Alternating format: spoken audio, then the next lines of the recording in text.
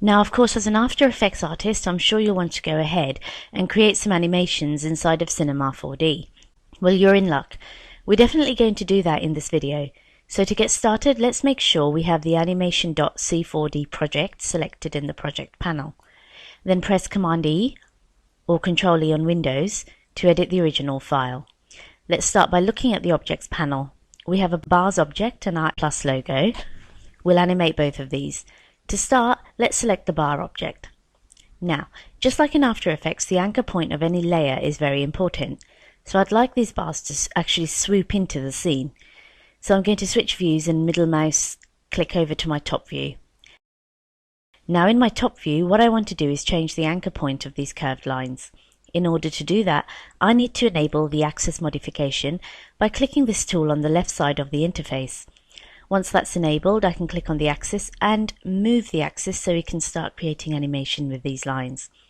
As I position this, I'm trying to position it as though I was in the center of the circle, as if the curved lines were continuing to create a full circle. So I'm going to position it kind of far over here. There we go. When you've finished placing your axis, go ahead and just toggle that button one more time to deactivate the placement. Now we can switch to the rotation tool. With the rotation tool selected, now I can click on one of these bands for the rotation and notice I'm rotating our object into the scene.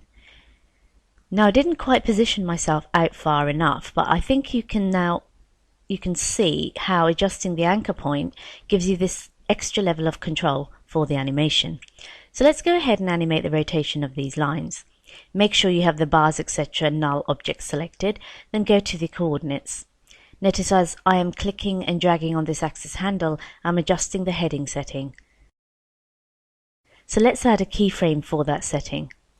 If you hold down the Command key on Mac, Control on Windows, and then click on the little circle here, that'll create our first keyframe. Think of this like the stopwatch in After Effects. Now let's move down the timeline. We can move to frame 24. Let's adjust our rotation so our lines rotate out of the scene. I just click and drag on the up and down arrows for the heading.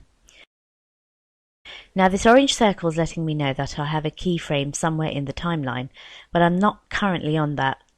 And the value that I've just changed the setting to is different from that keyframe. But I haven't set a keyframe yet. So go ahead and hold down Command or Control on Windows to create a second keyframe. Now that we have more than one keyframe, I can scrub in the timeline and you can see we've created our first part of our animation.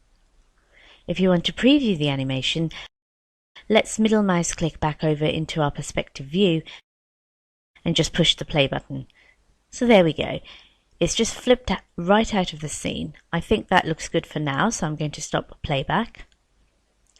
If I wanted to speed this up or slow it down, I can click here in the mini timeline and move my keyframe closer or further away from my previous one. Now let's animate our plus logo. With plus logo selected, let's go to the object section. In here I have an option for movement. So let's extrude this by clicking and dragging on the double arrows.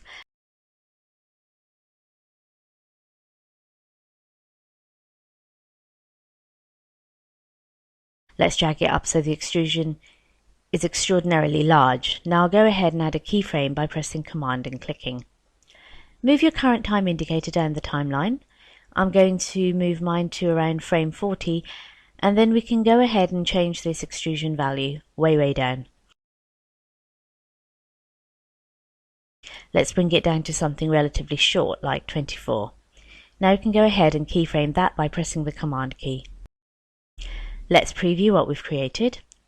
We've got our lines that come in and then our logo that slides across. Now I want to change the timing of these animations, so I'll go ahead and stop playback here. Now as I preview this, I want to make some changes to the animation. Let's go up under the window menu. In here we can go under our customization section and go to the layouts and choose animation. Notice under customization I could save custom layouts as well. If I'd move the interface around, I could do that. Now I'm going to go ahead and click on the animation. Just so you know, we can make adjustments to the layouts by clicking the pull down here in the upper right corner, just like the workspaces in the Adobe applications. Alright, now we have a full-fledged timeline in our scene and we can move our current time indicator just by scrubbing. So let's say I want to change when these bars move and I want the logo to actually start sliding in sooner. Well, let's click on the first keyframe for the logo animation and just drag it towards the left. Now the extrusion is going to start closing as soon as the animation starts. Now I want to offset the keyframes for the bars.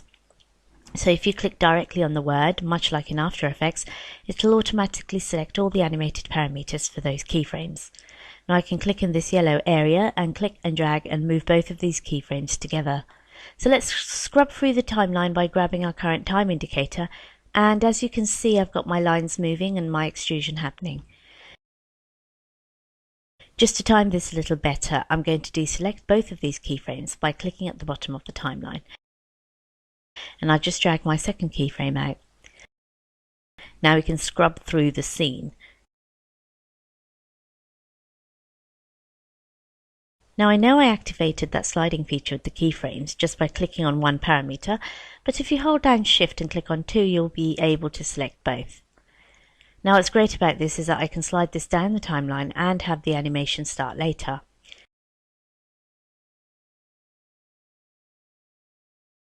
But also I could click on the ends and notice I get this 4 square icon that pops up. That's letting me know that I can actually stretch this animation. So now I've stretched the overall duration to take a little bit longer. So now it's going to be a slower move. Let's preview our animation by pressing the play button, and as you can see, we've definitely created some animation in Cinema. So remember, whenever you need to animate something in Cinema, you want to look for the little circle icons next to that parameter. Then when you're ready to animate, go ahead and change your layout to animation and access all the different ways you can slide your keyframes around the scene.